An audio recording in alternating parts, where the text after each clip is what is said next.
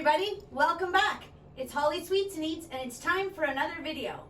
Today I'm sharing a rare recipe. This is one of my mom's that she's been making since I was a little kid. It's our double chocolate crumble bars. Kids love them. They've got chocolate, peanut butter, Rice Krispies. You're gonna love it. But as always, we start with washing our hands. Okay, hi everybody. We're gonna start with our double chocolate crumble bars. First of all, it's a layer of cake on the bottom. Then there's marshmallow in the middle, and then there's a layer of chocolate, peanut butter, and Rice Krispies on top.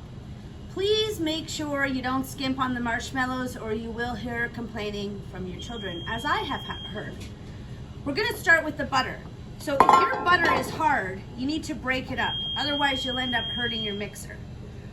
If you want to do it in a KitchenAid or a stand mixer, that's great, but I'm just showing you that you can do it without that if you just have a plain old hand mixer. Okay, we're back. Can't be cooking with Butterfingers. So you just whip up the butter. You can do this by hand with a wooden spoon. If you're strong and you have big biceps, consider it part of your workout, get your exercise. But we gotta make this video in under 10 minutes. So. Okay, now we're gonna add the sugar.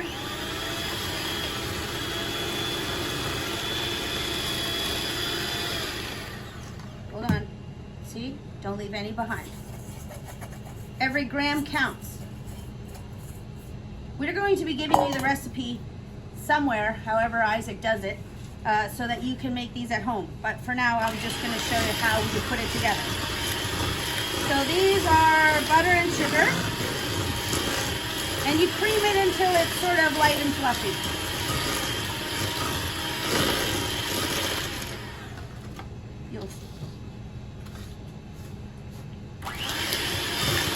This takes a couple of minutes, especially with this hand mixer. Then you're going to add the eggs one at a time. Remember what I said last time. Let your kids crack the eggs. Okay, add your eggs one at a time, and after each addition, beat until it's light and fluffy. I'm going to make a lot of noise, so please listen to some soothing music while I do this.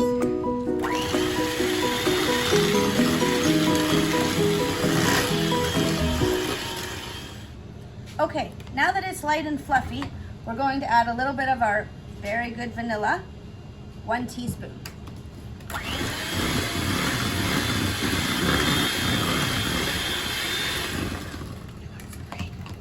We're also going to mix the dry ingredients. So we have our flour, our baking powder,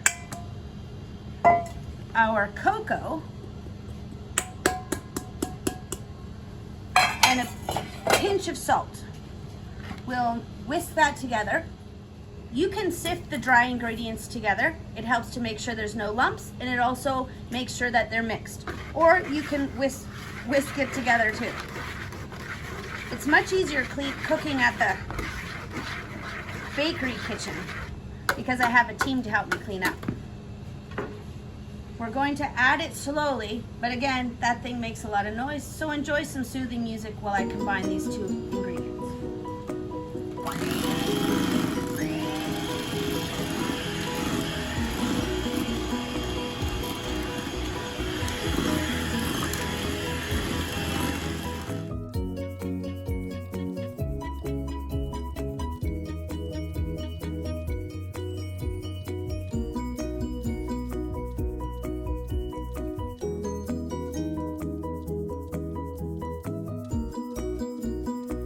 Every now and then, scrape down the sides so that everything on the side gets into the recipe.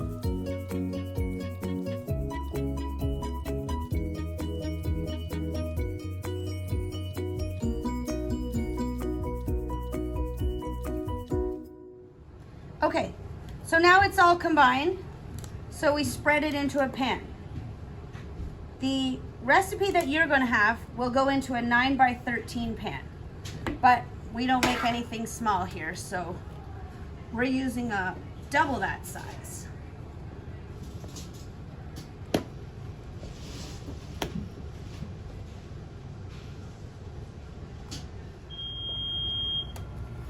So you need to spread it evenly in the bottom of the pan. This is a little tricky because the batter is kind of sticky, but do your best. It'll sort of even out in the oven a little bit. Make sure that you either butter your pan or easier, use a non-stick cooking spray. You want to make sure you can get these out when they're finished baking. Now, don't lick the spoon because raw eggs are bad for you. Eat it anyway. And then put them in the oven for about 10 to 15 minutes until the cake will spring back lightly when you touch it. Okay? We'll see you soon. Hi. So while the cake is in the oven, we're going to start making the topping. This is called a bain-marie in fancy terms, or it's a hot water bath or a double boiler. So in this pot, I have about 1 inch of water. Then I'll have a bowl that fits inside, but so that the bottom of the bowl doesn't touch the water, because then you can burn your chocolate. We have a bunch of chocolate chips, the best that you can afford, or the most you like, whatever is your fancy. If you don't love dark chocolate, you can use milk chocolate. Semi-sweet chocolate is what we normally use, so you be the judge. Then we add peanut butter. You can use natural peanut butter, you can use regular peanut butter, whatever floats your boat. If you're trying to not kill your children, you might choose less sugar and use natural peanut butter. You're adding it to chocolate and marshmallows, so let's not kid ourselves. This is going to go on the stove over low heat, and every once in a while just give it a stir until the chocolate and the peanut butter are melted together.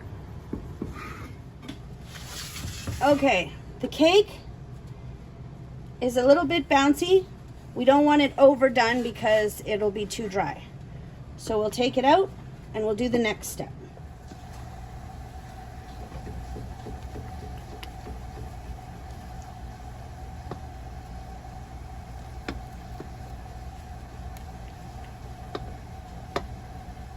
So now that the cake is done, it's time to add the marshmallows. Normally what you would do is just cover the top with miniature marshmallows.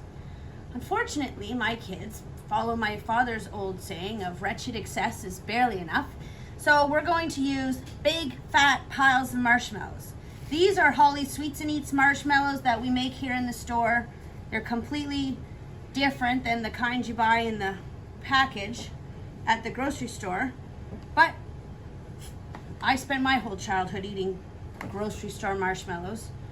So we're just going to cover the top of the whole cake with marshmallows. If you've never had homemade marshmallows, you should try making them. Now's a good time, seeing as you're stuck at home anyway.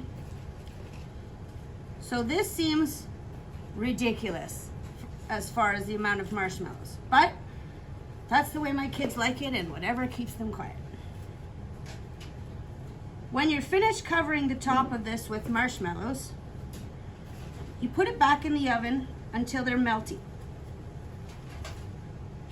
Homemade marshmallows melt a little differently than the ones from the grocery store. Okay? Decadent, at least. All right. The marshmallows are melted, puffed, and golden. Now, this would be the time that I would normally start melting the chocolate chips and the peanut butter so that this has time to cool. But it's 10 to 6 and I'm really tired and I really want to get home. So this is the chocolate and peanut butter already melted. Then we add in Rice Krispies. If you're trying to get enough fiber in your diet, you can use the brown rice. Just kidding. Then we just mix it. And you don't want to crush the Rice Krispies.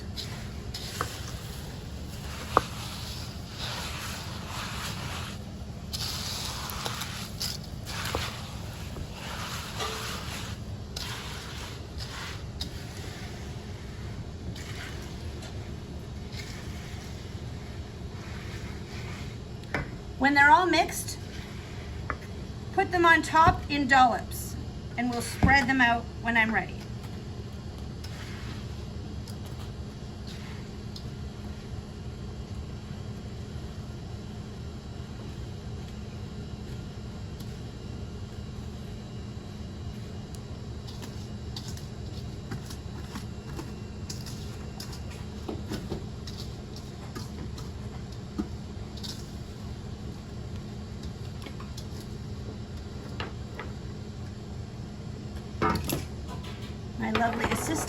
you very much.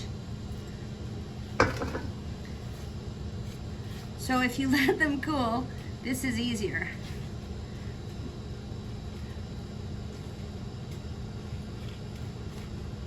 So sometimes you might get some marshmallow gushing out, especially if, like me, you didn't wait for it to cool.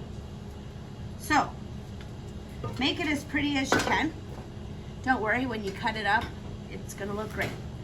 Put this in the fridge to chill. We're gonna take ours home so we can have it after dinner, and we'll see you when we cut into it tonight. Okay, everybody, here it is. Finished. Look at all that marshmallow. And Isaac is gonna be the taster. Yeah. Go ahead, Isaac, tell us what you think. Ooh, gooey. The brownie on the bottom is so moist. Delicious. They're so big. We don't make them in the store this big. No. Okay, folks, check it out. Isaac's going to post the recipe somehow. That's all up to him. And we hope you enjoyed it.